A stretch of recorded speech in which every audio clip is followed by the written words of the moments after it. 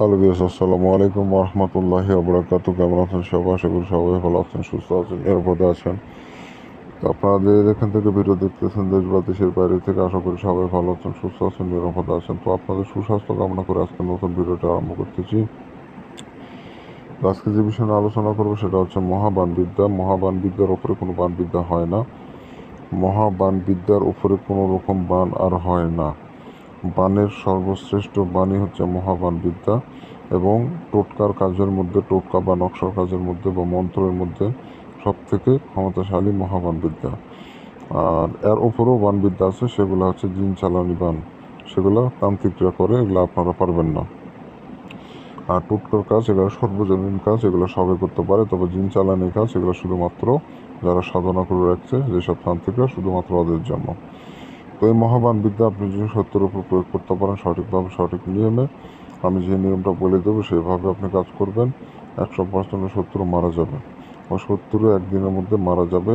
সে যেখানে থাক, যে অবস্থায় থাক, তার ভয়ানক মৃত্যু হবে।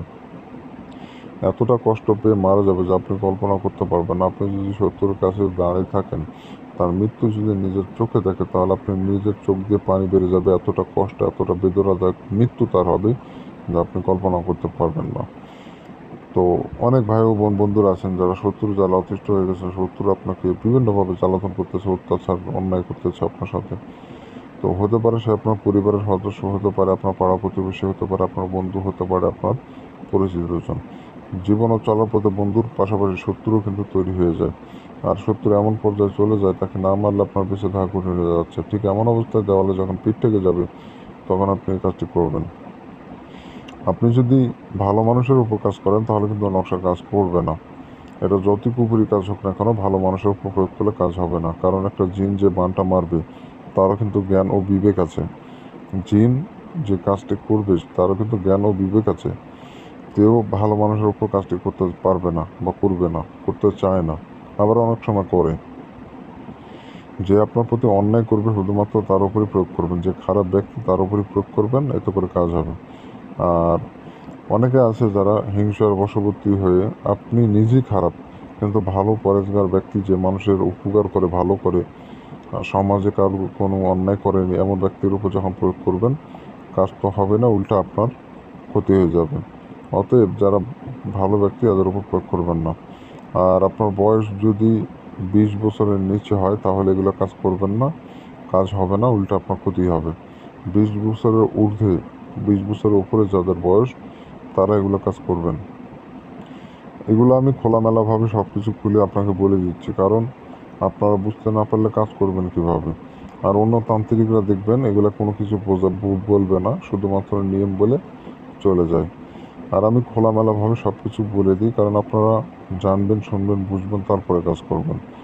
আপনারা বুঝতে পারলেই, আপনারা সফল হতে পারলেই এখানে আমার সফলতা। তো আপনাদের সুবিধার্থে আমি সব কিছু বলে দিই। তো যাই হোক, বেশি আর কথা বলবো না, ভিডিওতে দেরি হয়ে যাবে এবং লম্বা ভিডিও হয়ে যাবে। তো আপনারা চ্যানেলে নতুন এসে থাকলে চ্যানেলটা অবশ্যই সাবস্ক্রাইব করে রাখবেন, এরকম আরও ভিডিও পাওয়ার জন্য। বান বশীকরণ, জিন পরিসাধনা, মেয়ে বশীকরণ, পরিসাধনা, বিভিন্ন ধরনের টোটকা তদবির দিয়ে থাকি। অবশ্যই চ্যানেলটা সাবস্ক্রাইব করে রাখবেন এগুলো জানতে, শিখতে চাইলে। এগুলো ভাই প্রত্যেকটা মানুষের জীবনে প্রয়োজন, এগুলো শিখে রাখেন। আজ আপনার কাজ না হলেও পরবর্তীতে কাজে লাগতে পারে।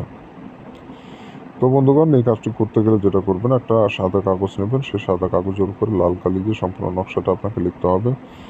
স্কেল ব্যবহার করবেন, কোনো রকম 19-20 করবেন না, দাগ সুন্দর করে টানবেন। আর তারা ব্যবহার করার চেষ্টা করবেন না। 19-20 বা তারা ব্যবহার করলে নকশা কাজ করবে না। এই বিষয়টা লক্ষ্য রেখে আপনি সম্পূর্ণ নকশা আপনাকে প্রস্তুত করতে হবে। তো যখন নকশা লিখবেন, দিনটা যে কোনো দিনই হতে পারে, ওটা সমস্যা নয়। তবে কুপুরি কাজ এটা গভীর রাতে করবেন, রাত 12টার পর। রাত 12টার পর নিরিবিলি জায়গায় বসে, একাকী বসে সম্পূর্ণ নকশা অঙ্কন করবেন। নকশা লেখা অবস্থায় কারোর সাথে কথা বলবেন না। এক ধ্যানে সম্পূর্ণ নকশা কমপ্লিট করবেন।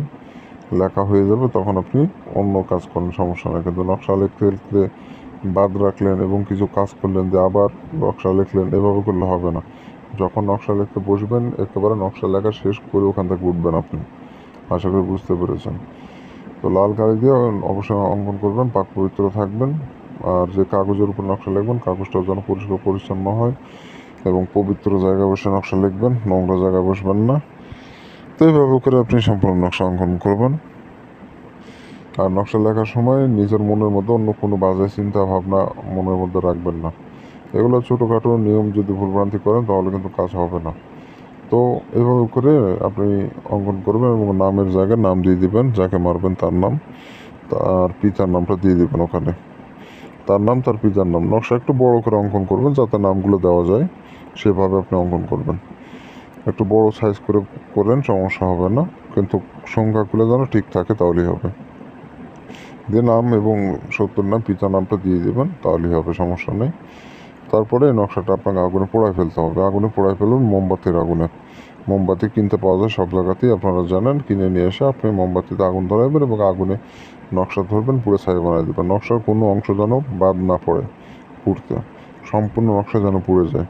তো এভাবে করে কাজটি মূলত করে রাখবেন, ইনশাল্লাহ আপনার সমস্যা হবে না।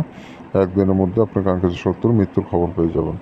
এটা কুপুরি কাজ, জেনে বুঝে করবেন, ভুলভ্রান্তি করবেন না। ভুলভ্রান্তি করলে অনেকে ভুলভ্রান্তি করেন, ভুলভ্রান্তি করে যখন নিজের ক্ষতি হয় তখন আবার সমস্যায় পড়ে যান। আর প্রত্যেকটা কাজ করার জন্য অনুমতি প্রয়োজন হয় গুরুর। আপনার পরিচিত কোনো সিদ্ধ গুরু থাকলে তাদের থেকে অনুমতি নিয়ে আমার কাজটি করবেন, সমস্যা নেই। আর আমার থেকে অনুমতি নিতে গেলে আমার একটা সিস্টেম আছে অনুমতি দেওয়ার। দুইটা শর্ত আছে। প্রথম শর্ত হচ্ছে চ্যানেলটা সাবস্ক্রাইব করতে হবে। দ্বিতীয় শর্ত, নিজের নামটা কমেন্টে লিখে দিয়ে যেতে হবে, কারণ আপনার নাম না জানলে অনুমতি কীভাবে আমি দেব। অবশ্যই নাম জানা প্রয়োজন। আর চ্যানেলটা সাবস্ক্রাইব করতে হবে। যারা চ্যানেল সাবস্ক্রাইব করে না তাদেরকে অনুমতি আমি দিই না। আর যারা ব্যক্তিগত সমস্যায় ভুগতেছেন আমার সাথে যোগাযোগ করবেন, স্ক্রিনে দেওয়া নম্বরে ইমোতে বা হোয়াটসঅ্যাপে এসে যোগাযোগ করবেন, সমস্যার সমাধান করে দেবো ইনশাআল্লাহ।